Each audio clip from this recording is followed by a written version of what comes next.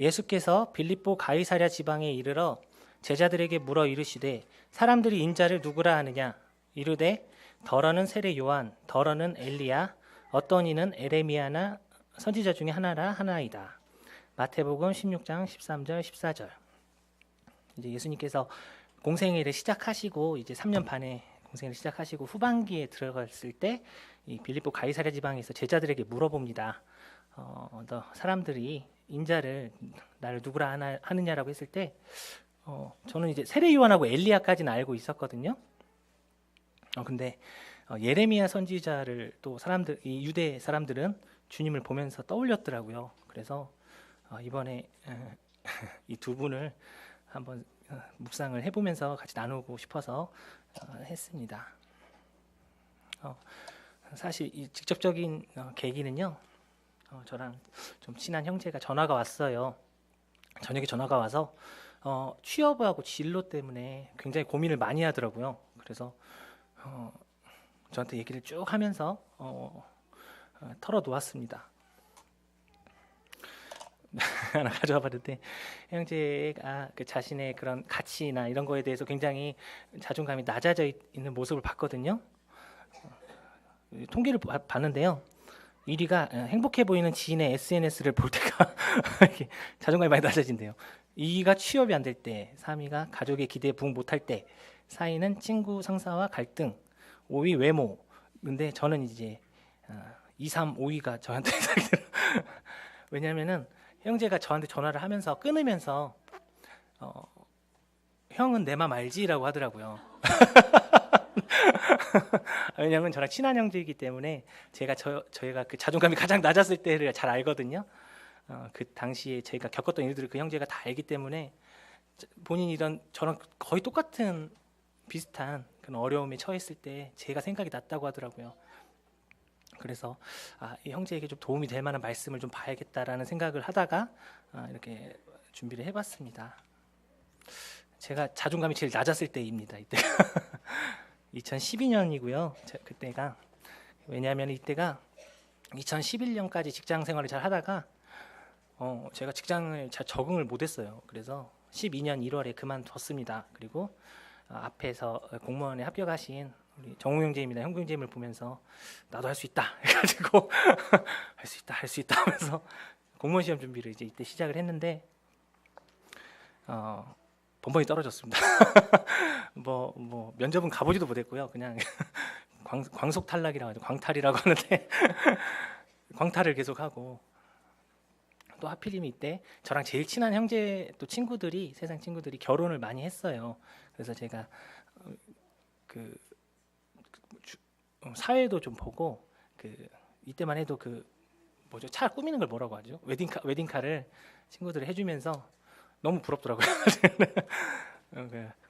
친구들은 이제 직장도 다 자리를 잡고 결혼을 하고 있는데 나는 지금 여기 학생회관 도서관입니다. 2012년 1년간 여기 있었는데 여기 있으면서 뭐 하고 있나 하는 생각을 하면서 이게 시험이 이제 계속 떨어지고 이제 포기하고 이력서를 냈는데 이력서도 계속 떨어지는 거예요. 그래서 너무 마음이 힘들어지는데 거기에 이제 정점을 찍은 게 이제 이때 이제 제가 친구들이 결혼하는 게 부러워서 그랬는지 이제 장로님들을 통해서 우리 영민자매님한테 선을 한번 보게 해달라고 그래서 또 거기서도 광속 탈락을 했어요.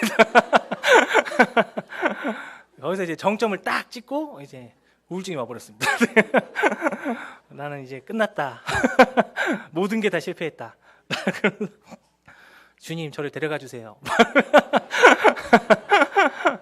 한 200번 하루에도 100번 막 수십 번씩 했던 것 같아요. 막 주님 그냥 저를 빨리 데려가 주세요. 이렇게 하면서 정말 가치 없는 제 자신을 막 탓하면서 막 이렇게 쭈구리 생활을 하고 있었는데 이게 그러다 보니까 이제 위로를 받고 싶어가지고 이제 실업급여를 좀 탄 게 있었는데 부모님 몰래 막 책을 사기 시작했어요. 책을 막 사서 보기 시작했어요. 뭐 아프니까 청춘이다. 요즘 욕 많이 먹는 책이죠 이게. 방황해도 괜찮아. 뭐 이런 뭐 자기계발서도 많이 사서 보고 또 이제 사회복지학을 하다 보니까 심리학에도 관심이 많아서 상담 심리 쪽에 있는 책들도 보고 이제 하다가 안 되니까 이제 기독교 방송도 보고 하는데 제가 깨달은 것은 다 부질없다 였습니다. 마음이 너무 우울하고 힘든데 위로가 안 되는 거예요. 하나도 위로가 안 되더라고요. 그 전에 계속 사서 모았던 자기 개발서를 이때 이제 처분하기 시작했습니다.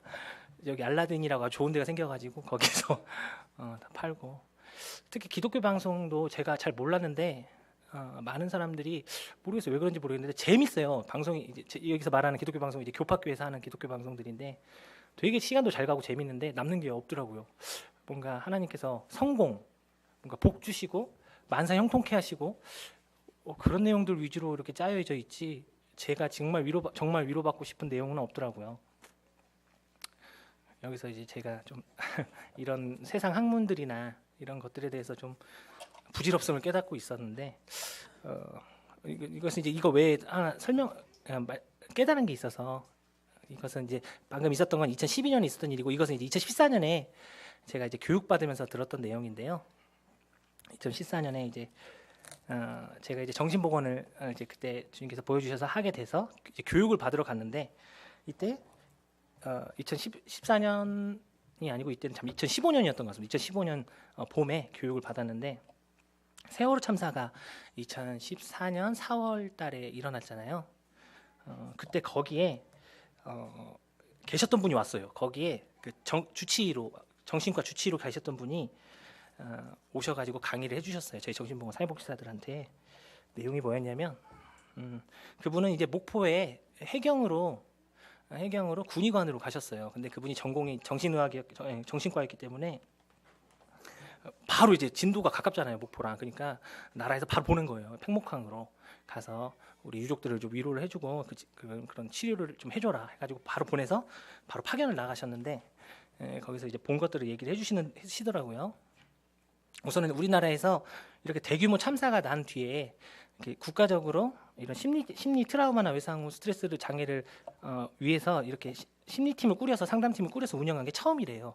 이 세월호 참사가. 그 전에 뭐 대구 지하철이니 삼풍 백화점이니 이런 때 많은 사고들도 있었지만 그때는 없었다고 하더라고요. 근데 그때 이런 걸 하게 된 이유가 유족들이 그때 그 슬픔이나 그런 어떤 어려움들을 가지고 있다가 이제 자살을 하시거나 폐인 생활을 하시거나 하는 경우가 너무 많아서 이번에는 나라에서 이것을 급하게 꾸려가지고 운영을 했다고 합니다. 근데 갔더니 난리도 아니더래요. 유족들은 다 울부짖고 있는데 이제 전국에 있는 치료사들이 다 온 거예요. 뭐 음악 치료, 미술 치료, 뭐 인지행동 치료, 청소년 상담사, 막 뭐 심리나 상담 들어가는 분들은 다 왔대요. 가지고 얘기를 하는데 그 부스가 쭉 설치가 돼 있는데 유족들이 이제 정작 유족들이 가서 상담을 받아야 되는데 아무도 안 받더래요. 그래서 좀 친해진 유족분한테 선생님이 왜 저기 가서 상담 안 받으시냐고 그랬더니 저 사람들 수군 나쁜 사람들이라고 얘기를 하시더래요. 그래서 왜 그러시냐 그랬더니 지금 자녀 때문에 가슴이 찢어질 것 같고 죄책감이나 불안함, 두려움 때문에 눈물이 쏟아지고 막 이런 상황인데 가서 이제 상담을 받으려고 앉았더니 이분들이 이제 다 정신분석이 그런 영향을 받았기 때문에 어린 시절부터 이렇게 물어본대요. 우리 예를 들어서 김선필 학생은 어렸을 때 어떤 아이였나요? 부모님과의 관계는 어떠셨나요? 좋으셨나요? 뭐 이런 식으로 그런 얘기를 먼저 물어보니까 안 그래도 그 찢어지는 마음이 그냥 대못을 박더래요. 치료사들이. 그래서 다시는 안 간다고 저쪽에. 그리고 사실상 그 유족들이 TV를 크게 몇 개를 걸어놓고 있는데 저희들 생각 같아서는 다 뉴스를 봤을 것 같잖아요. 누가 구출해졌다 하면 이제 바로 뛰어 나가야 되니까. 근데 사실상 뉴스는 잘 안 보시려고 그랬대요. 너무 슬퍼서, 너무 두려워서. 그래서 대부분 1박 2일이나 무한도전 보셨대요. 유족분들이 너무 힘드니까. 그래서 그분이 이제 그 정신과 선생님이 가만히 보니까 결국에는 그분들이 유족들이 가장 위로를 받았던 것은 얼굴도 모르고 이름도 모르는데 온 거예요. 전국에서 대구, 전라도, 뭐 광주, 진도, 뭐 전국에서 자원봉사자분들이 와서 울 때 같이 울어주는 거예요. 같이 울어주고 껴안아주고. 보시면은 다 자원봉사자분들입니다. 유족들이랑 안고 있는 분들이 자원봉사자분들이 더 슬프게 울죠. 나중에 물어봤을 때 이분들의 그런 그 슬픔을 나눠주는 게 훨씬 위로가 됐대요. 그러면서 자기가 정신과 의사였면서 느꼈던 가지고 있었던 어떤 치료자로서 권위나 환자들 대하는 그런 고압적인 태도들이 좀 있었는데 완전히 다시 생각을 하게 됐다고 얘기를 하셨거든요. 이 얘기를 한 이유는 제가 느낀 게 이때 느꼈던 감정이 비슷해요. 이런 인간의 어떤 심리나 상담 이런 것들은 그런 극한 상황에서 정말 위로가 필요한 순간에는 도움이 안 되더라고요. 그래서 저는 이제 2012년을 다시 돌아가는데 이걸 다 포기합니다. 제가 다 포기하고 이제 말씀을 보기 시작했습니다. 말씀을 봐서 마음의 위로를 받고 새로 시작해야겠다 해가지고 말씀을 보는데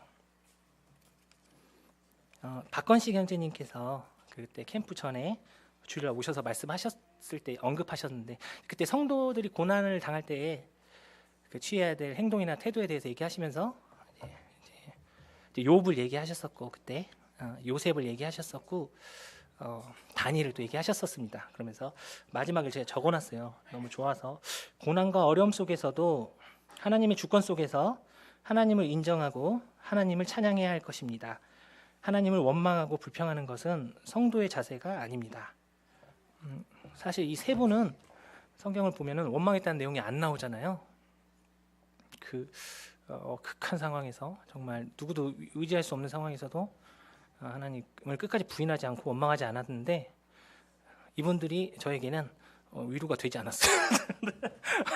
너무 다른 사람 같은 거예요. 저는 죽고 싶다고 지금 20번 수십 번 얘기하고 있는데 이분들은 그런 얘기는커녕 하나님을 찬양하고 오히려 하나님께 기도드리는데 와닿지가 않는 거예요. 그래가지고 저랑 비슷한 사람을 찾기 시작했어요. 성경에서.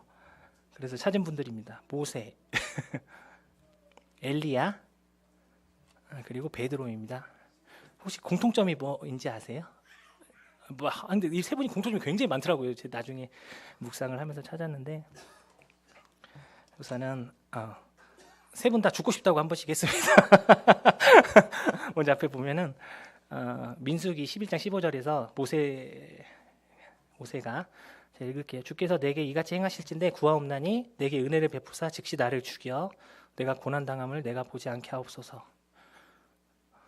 그리고 이제 열왕기상에서 엘리야가 자기 자신은 광야로 들어가 하루길쯤 가서 한 로뎀나무 아래에 앉아서 자기가 죽기를 원하여 이르되 여호와여 넉넉하오니 지금 내 생명을 거두시옵소서.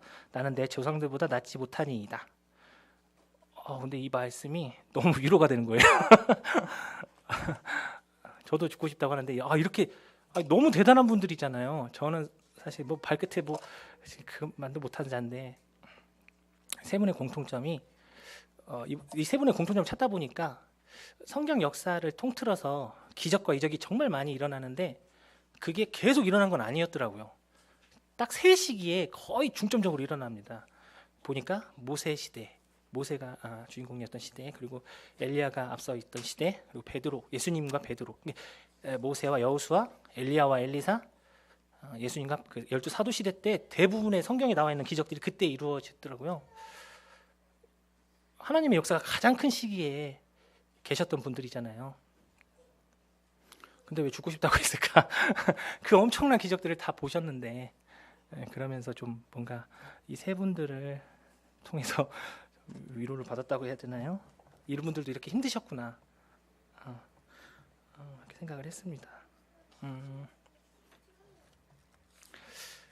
그 중에서도 이제 제 마음을 흔든 게 엘리야 선지자였어요. 엘리야 선지자를 그래서 좀 같이 보기를 원합니다.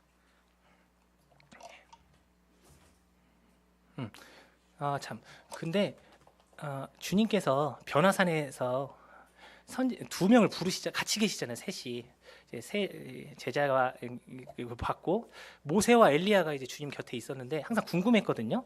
왜 하고 많은 선지자와 사도 그 앞선 위인들 중에 욥도 아니고 요셉도 아니고 엘리야와 모세였을까 하는데 아까 그 형제가 저한테 했던 말이 생각나요. 형은 내 맘 알지. 형은 내 맘 알지. 엘리야와 모세는 정말 힘들었거든요. 가장 변화가 필요하고 가장 이끌어갈 리더로서 세상을 바꿔가야 될 시기에 너무나 힘들었었던 경험을 해봤잖아요. 그것도 타인도 아니고 하나님 백성들을 하나님 말씀에 의거해서 하려고 한 건데 그 과정에서 너무나 그들에게 많은 어려움과 고난과 상처를 받았기 때문에 주님께서도 사실상 이 땅에서 가장 전 지구 역사를 통틀어서 가장 고난과 상처를 많이 받으신 분이 주님이 아니니까 하는데 아마도 그래서 이 두 분을 모신 게 아닐까 하는 생각을 말씀 준비하면서 한번 해봤습니다. 엘리야를 보기 위해서 한번 말씀을 보시겠습니다. 열왕기상 19장 1절에서 5절입니다.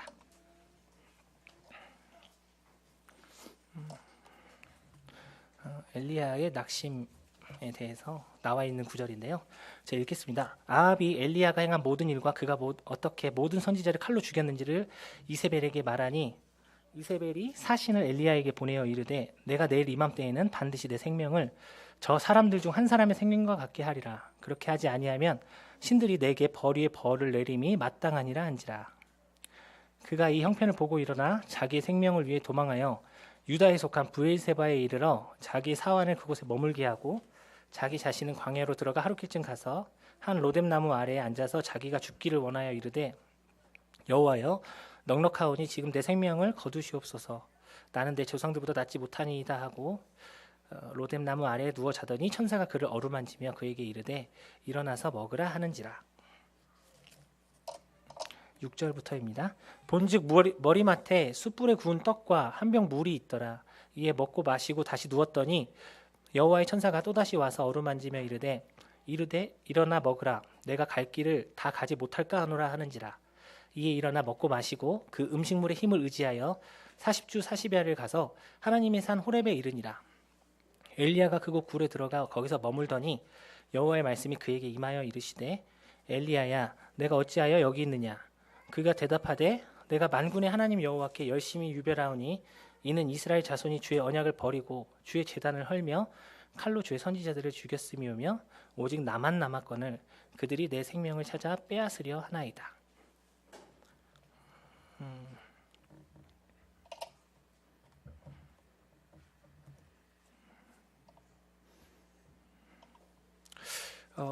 이 상황은 아마 아실 거예요. 엘리야가 이 전 상황을 그 850명의 바알과 그 이세벨의 그 악한 그 신을 섬기는 자들과 함께 한판 대결을 붙습니다. 그래서 제단을 쌓고 먼저 누가 불을 내려주느냐, 그 신이 진정한 신이다라고 해서 850대 1로 붙어서 큰 승리를 거둡니다. 하나님께서 응답하시고 그 제단을 다 태우시잖아요.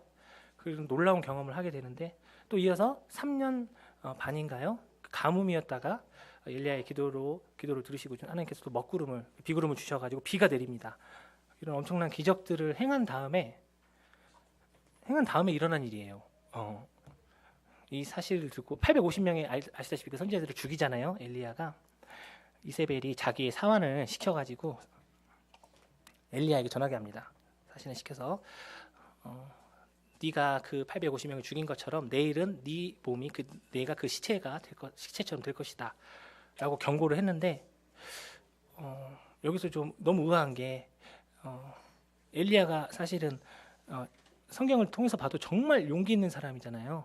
용기와 믿음이 강한 사람인데 그 말 한마디에 심령이 무너져서 도망갑니다.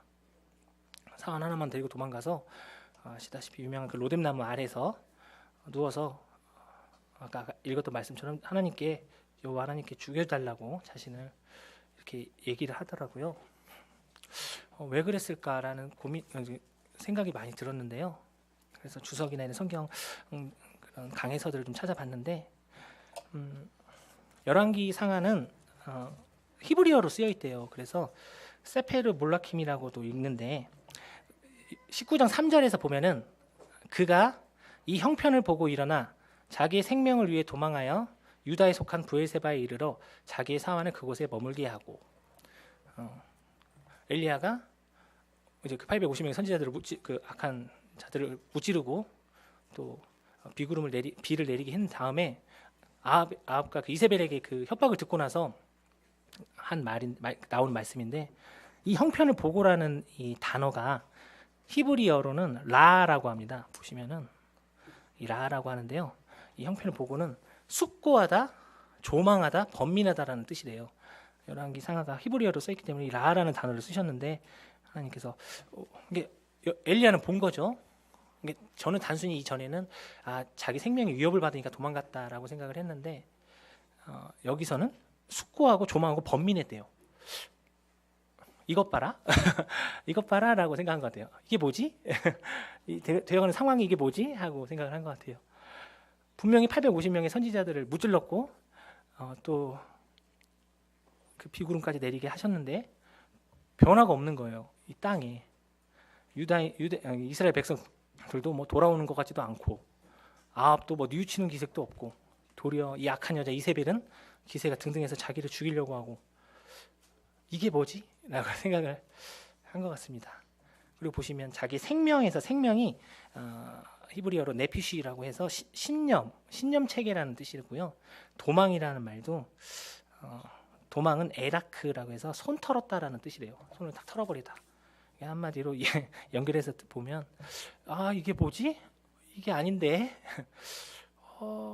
이게 아닌데 하면서 완전히 그 내 안에서 하나님에 대한 어떤 신념이 무너져 버린 거죠. 하나님 왜 이렇게 하시지? 하면서 그냥 단순히 여기서 생명을 위해서 도망갔다면 왜 바로 이어서 하나님께 자기 생명을 거둬달라고 했겠어요? 그런 부분도 좀 어느 정도 일치하는 것 같고요. 어쨌든 엘리야는 두려웠던 것 같아요. 두려우면서도 하나님께 대한 그런 믿음과 어떤 신념을 잊어버린 것 같습니다. 근데 이 말씀이 그 2012년 저에게 되게 와닿았어요. 왜냐하면 제가 그랬거든요.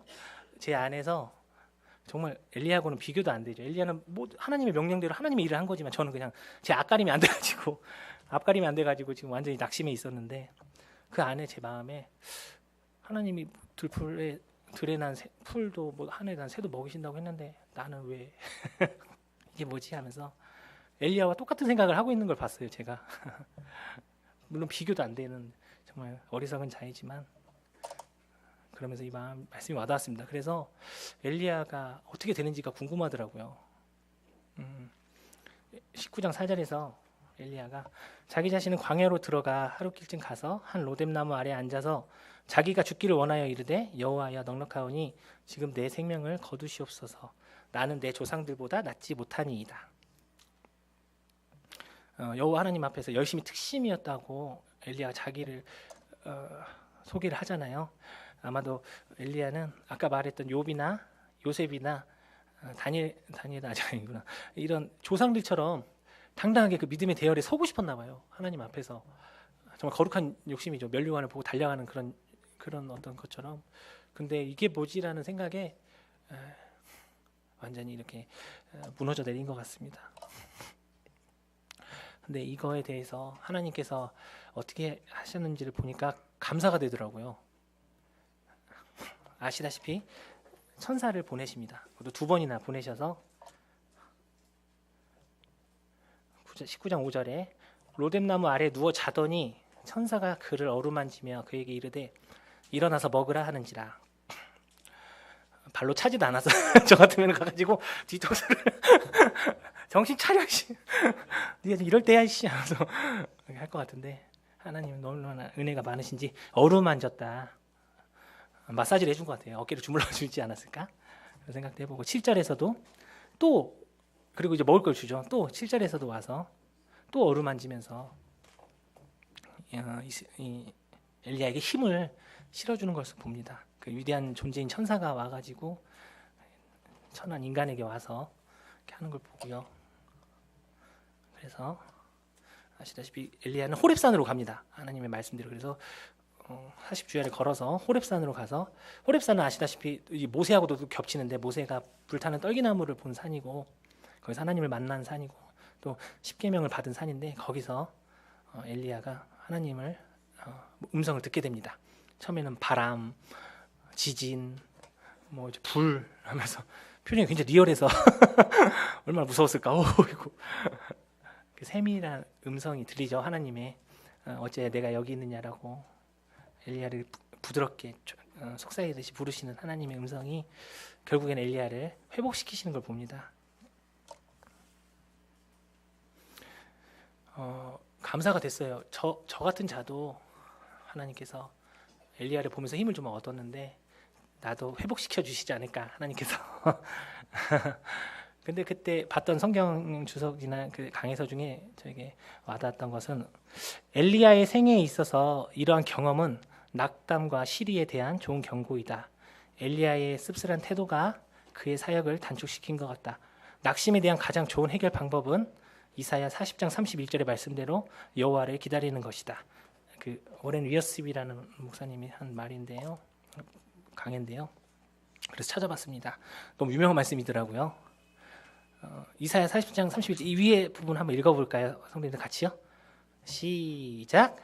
오직 여호와를 앙망하는 자는 새 힘을 얻으리니 독수리가 날개치며 올라감 같을 것이요 다른 박질하여도 곤비하지 아니하겠고 걸어가도 피곤하지 아니하리로다. 너무 유명한 말씀이고 찬양으로도 유명한데 이 말씀 이런 뜻이었구나. 이럴 때 보라고 주님께서. 여기 밑에는 이제 킹제임스 버전인데 앙망이라는 단어가 좀 어려워가지고 찾아봤어요. 우러러 바라는 자들이라는 뜻이었습니다. 우러러 바라는 자. 하나님께 대해서 시선을 정말 낙심으로. 그 로뎀나무의 로뎀이 시궁창이라는 뜻이었더라고요. 그 의역으로. 예. 시궁창이 있었던 거죠. 엘리야는 로뎀나무 카페가 이상해 느낌. 근데 그런 상황에서 어떻게 보면 노숙자처럼 완전히 새 삶을 포기하고 있던 엘리야를 주님이 시켰는데 만약에 그때 엘리야가 그렇게 그냥 낙심해서 하나님께 불평하지 않고 주님을 우러러 바라봤다면 그의 사역이 더 길게 더 큰 효과가 또 있지 않았을까라는 생각도 들고요. 하지만 그때 엘리야가 완전히 포기하지 않았기 때문에 에녹 다음으로 불수레를 타고 올라가는 너무나 엄청난 기적을 맛보겠죠. 엘리야 선지자도 대단하신 분인데 이 말씀이 그 당시에 저에게 굉장히 힘이 됐습니다. 그래서 이 말씀을 그 형제에게 해줘야겠다. 아까 처음으로 돌아가서 지금 그 당시 저랑 똑같은 어려움을 겪고 있는 형제한테 해줘야지 하고 해야지 하고 있었는데 이 말씀 준비하는 게 이제 좀 길어지다 보니까 저희 병원에 위기가 닥쳤습니다. 제가 일하는 곳이 이제 정신과 병원인데 좀 커요. 환자 수가 400에서 500명 사이가 되는 병원인데 병원에 그 법이 바뀌면서 정신보건법이라는 게 바뀌어서 일이 원래 하던 일의 2배 이상으로 늘어났습니다. 일이 너무 늘어났는데 직원은 이제 9명 그대로인 거예요. 그랬더니 일을 감당하던 선생님들이 이제 그만두시더라고요. 도저히 감당을 못하니까. 그래서 9명이 5명까지 줄어들었습니다. 그러니까 5명이 순번을 정한 거예요. 내가 먼저 그만두겠다. 인수인계를 해야 되니까 그게 싫은 거예요. 가위바위보 하고 이런 상황이 왔는데 제가 일을 못 하거든요. 그 감당 못 해요, 저는 그 일들을. 그래서 나도 빨리 그만둬야 되나? 근데 이게 총각일 때는 아무 걱정 없었거든요. 사실 이럴 때는 까짓 거 그만두지 뭐. 딱 남자가 막. 근데 아이고 이거 아기가 있고 이제 자매가 있고 하니까 온몸이 떨리는 거예요. 난 이제 어떻게 되나 이제 나가서 실업급여는 몇 달 탈 수 있나 막 이런 것도 알아보고 막 난 적응이나 할 수 있을까 다른 직장에 가면. 지금 팀이 너무 좋아서 잘 하고 있었는데 너무 걱정이 돼서 잠이 안 오고 막. 근데 이 말씀을 준비하면서 하필이면 그 상황이 닥치니까 그 형제한테 이를 말할 자격이 없는 거예요. 2012년에 했던 고민이 똑같아요. 저는 변한 게 하나도 없어요. 그 내부자들이라는 영화에서 개돼지들이라고 하면서 요즘 사람들이 뭐 과거 했던 잘못을 똑같이 하는 사람들 보고 개돼지라고 하는데 이 말씀에도 있더라고요. 베드로후서 2장 22절에 개가 토하였던 것으로 다시 먹고 돼지가 씻었다가 다시 더러운 구덩이에 도로 눕는다는 말씀이 있는데 저는 제 믿음이 좀 성장한 줄 알았는데 2012년하고 변한 게 하나도 없는 거예요. 사실은 그래서 이 말씀이 그 형제를 위해서 한 게 아니고 저한테 주신 거구나 라는 생각을 했습니다. 근데 그때 2012년에 어쨌든 이 말씀을 받고 하나님께 기도를 바꿨습니다. 주님 저를 당장 데려가 주세요는 안 하고 주님 그러면은 제가 이런 믿음이 없습니다. 저는 주님을 원망하지 않지도 못하고 이렇게 악망하지도 못하는 너무나 이런 가련한 자인데 이런 믿음을 가질 수 있게 도와주십시오라고 기도를 했거든요. 근데 조금씩 이런 마음을 주시더라고요. 주님을 바라보는 마음을. 그래서 어쨌든 그냥 근근히 버티면서 이렇게 시간이 갔는데 10월 달쯤에 됐는데 저랑 이제 학교 다닐 때 사회복지학과에 같이 다녔을 때 친했던 형이 왔어요.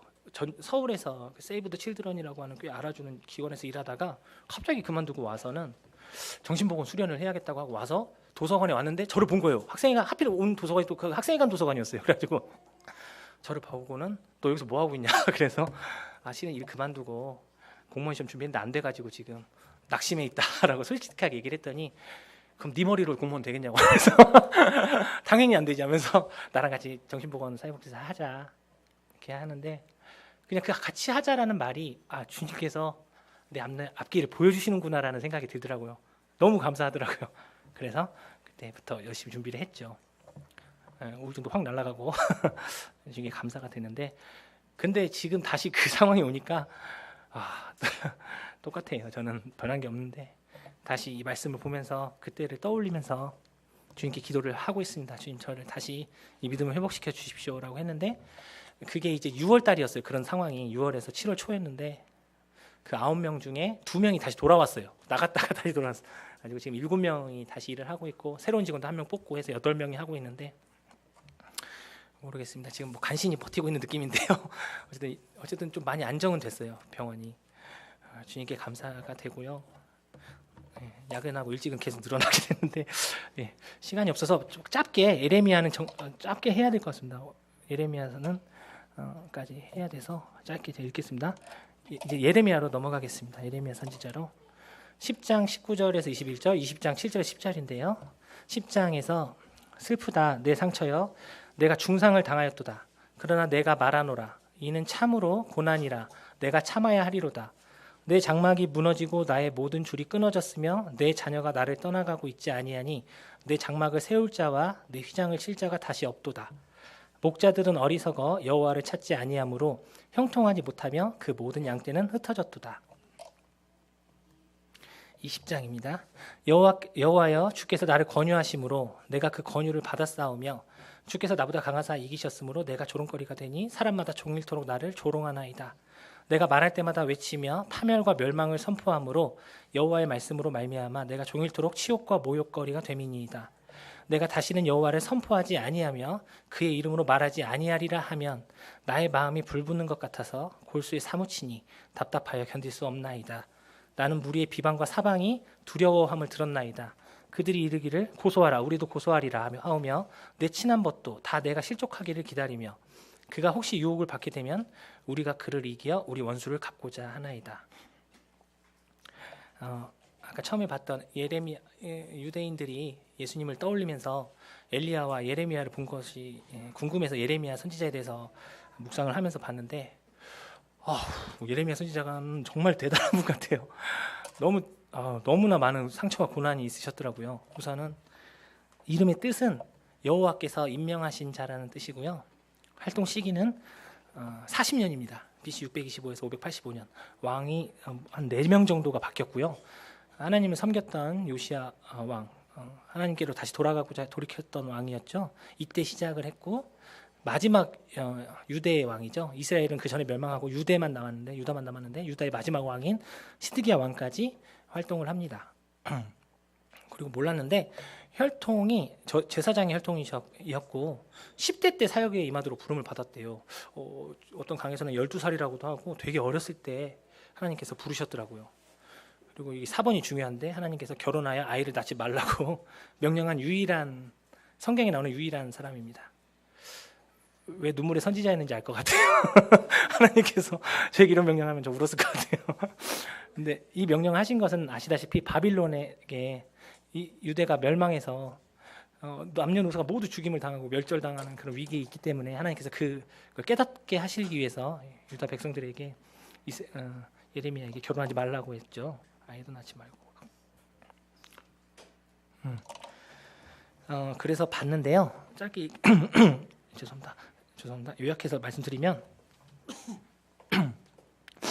40년간 이렇게 하나님의 말씀을 대언하거든요. 40년이면 엄청 긴 시간이잖아요. 엄청 긴 시간 동안 하나님의 그 진리의 말씀을 대언했어요. 대신 전한 거예요. 자기 얘기를 한 게 아니고 하나님이 말씀하신 걸 전했는데 몇 명이 돌아왔나 봤더니 40년간 전했는데 10명도 안 돌아왔어요. 40년 동안 선교를 했는데 구원받은 사람이 10명도 안 된다. 예레미야의 어떤 이런 상처는 얼마나 컸을까라는 생각을 했고요. 뿐만 아니라 친구, 동료, 제사장, 왕, 백성들 모두 비난하고 모두 미친 사람이라고 비난하는 그런 어떤 너무나 참 열악한 환경에서도 하나님을 끝까지 섬겼던 분이었습니다. 보시면 40년간 전하면서 26장에는 총 52장 중에 26장에는 제사장, 대언자, 백성들이 함께 모여서 예레미야를 죽이려고 했고요. 28장에 보면 동료 대언자인 하나냐가 예레미야를 죽이려고 했고 36장을 보면 유다 왕 여호야김이 하나님의 말씀을 두루마리로 말씀을 전하려고 하니까 빼앗아서 태우고 예레미야를 죽이려고 했고요. 38장에서는 시드기야 왕이 백성들에게 굴복해서 예레미야를 그 말기야에 있는 지하 감옥에 넣었는데 이 지하 감옥이 그냥 깨끗한 지하 감옥도 아니고 진흙 구덩이에요. 무릎까지 막 진흙이 차는. 그리고 뚜껑을 닫으면 깜깜한 암흑인 이런 진흙 구덩이에 집어넣고 결국에는 예레미야가 경고했던 대로 하나님 말씀을 받아서 경고했던 대로 바빌론이 쳐들어와서 예레미야가 보는 앞에서 또 남녀노소를 죽이고 심지어는 아이를 뵌 산모의 배까지 갈라서 죽이고 그리고 자신이 어쨌든 마지막으로 섬겼던 시드기야 왕의 눈까지 빼는 것을 보게 되는 그리고 결국 본인도 이집트로 가는 사람들에게 끌려서 가기 싫은데 억지로 이집트로 가서 생을 마감하게 되는 어떻게 보면 너무나 불행하고 실패한 인생 같은 이런 삶을 사셨더라고요.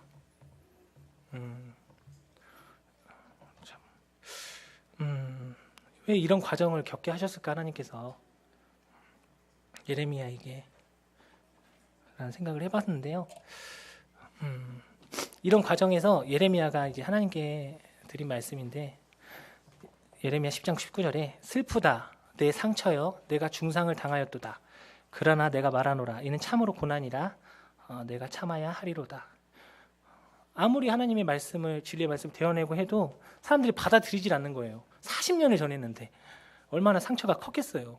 여기서 예레미야가 말하는 이 상처는 아마도 거기서 받은 상처가 아닐 거라고 많은 분들이 분별을 하시더라고요. 하지만 그러나 내가 말하노라 이는 참으로 고난이라 내가 참아야 하리로다. 본인이 그 고난을 감내하고서라도 하나님의 말씀을 대언하겠다라고 이렇게 얘기를 하고 또 예레미야 20장 9절에서는 내가 다시는 여호와를 선포하지 아니하며 그의 이름으로 말하지 아니하리라 하면 나의 마음이 불붙는 것 같아서 골수에 사무치니 답답하여 견딜 수 없나이다. 하나님의 말씀을 대언하면 뭐예요? 아무도 돌아오지 않는데 오히려 나를 다 죽이려고 하고 나를 가두려고 하고 나를 핍박하는데 저라도 당장 포기했을 것 같은데 예레미야 선지자는 오히려 그 포기하려고 할 때 그 마음이 답답하셨나 봐요. 하나님에 대한 마음이 불붙는 것 같아서 답답해서 견딜 수 없어서 다시 전하고 이런 분이셨더라고요. 왜 당시 사람들의 입장에서 보면은 예레미야는 완전히 실패한 사람으로 보였을지도 모르겠습니다. 40년간 선교를 했는데 10명도 안 되고 모든 사람이 그를 싫어하고 미워하고 그렇지만은 그 후에 유대인들에게 물어봤을 때 물어보죠. 예수님께서 빌립보 가이사랴 지방에 이르러 제자들에게 물어 이르시되 사람들이 이 유대인들이 나를 누구라 하느냐 했을 때 유대인들이 본 예수님을 보면서 이분은 진짜 이 선지자랑 너무 닮았다. 바꿔 말하면 이 선지자는 정말 예수님 같다라고 생각을 한 거죠. 세례 요한, 엘리야 그리고 예레미야 선지자가 있더라고요. 저는 사실 의아했어요. 왜 예레미야 선지자가 여기에 들어가 있을까 했는데 후대의 유대인들은 알았던 거죠. 주님의 모습을 예레미야 선지자에게서 본 거죠. 그 실망과 강해서에서 보면 본 구절인데 실망과 고통으로 말미암아 하나님의 사람으로 빚어졌다. 예레미야는 위의 고난과 역경을 통해서 하나님은 한 인간을 하나님의 사람으로 빚어내셨다라고 분별하신 걸 봤습니다.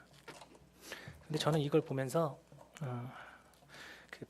좀 이해가 됐어요. 그동안 좀 답답했던데 박복준 형제님께서 오셔서 말씀을 전하셨잖아요. 동티모르의 그 야만적이고 그 배은망덕하고 그런 그 이방인들을 위해서 목숨을 걸고 하나님의 말씀을 전했는데 주일학교 3곳 중에 2곳이 문을 닫고 자매님은 댕기 말라리아에 걸려서 사경을 헤매고 심지어는 그 부두술사라는 사람이 저주를 걸고 뭐 수아레즈라고 하는 자칭 형제가 패거리를 모아와서 형제님을 예배당 안에서 집단 구타하고 그 모습을 그 성도들이 다 보고 이런 얘기를 할 때 사실 이해가 잘 안 됐어요. 왜 주님께서 박부준 주님이 본인의 안락과 뭐 평안을 위해서 간 것도 아니고 주님의 말씀을 전하러 가셨는데 왜 이런 엄청난 고난들을 주셨을까, 상처를 주셨을까? 근데 예레미야를 보면서 말씀을 보면서 박복준 주님을 주님을 닮아가는 사람으로 빚으시는구나라는 생각을 했습니다. 그 마지막에 박복준 주님이 걱정하셨었거든요. 이제 다시 동티모르로 돌아갔을 때 그 맞으면서 산에 가양 맞으면서 그런 코피나고 뭐 피나고 멍들고 이런 민망한 모습을 보여서 성도들에게 참 미안하다. 돌아가기가 무섭다라고 했는데 저는 그 형제님의 모습을 보면서 성도님들이 동티모르 성도들이 주님의 모습을 봤을 거라고 확신을 합니다. 그 죄 없이 고난 받으신 그 주님의 모습을 보셨을 것 같아요.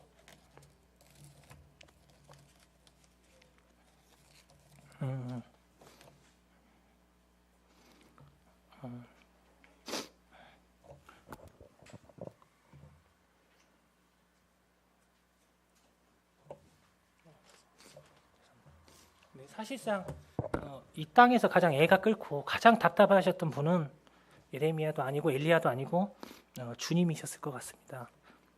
얼마나 힘드셨을까요, 주님이?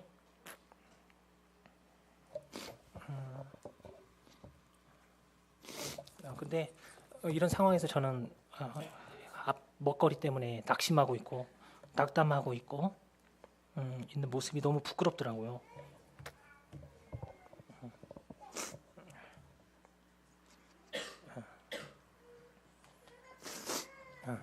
마지막으로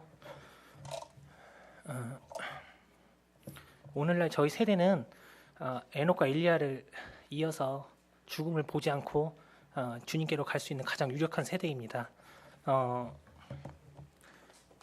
저는 그게 걱정돼요. 주님께 갔을 때 많은 성도님들이 주님 앞에서 주님을 위해서 받았던 그 고난에 대해서 자랑하고 얘기할 때 추억을 얘기할 때 저는 이 뒤에서 이렇게 엎드려 있지 않을까 죄책감에 또 할 말이 없어서 그런 생각을 좀 해봤습니다. 이번에 복음 집회가 있는데 제 스스로가 그런 제 앞가림 때문에 이런 귀중한 순간을 놓쳐서는 안 되겠다는 생각을 좀 해봤습니다. 마지막에 주님 나라 갔을 때 이렇게 부끄러운 모습이 아니어야 되지 않을까라는 생각을 해봤고요. 네. 이상으로 말씀 마치겠습니다.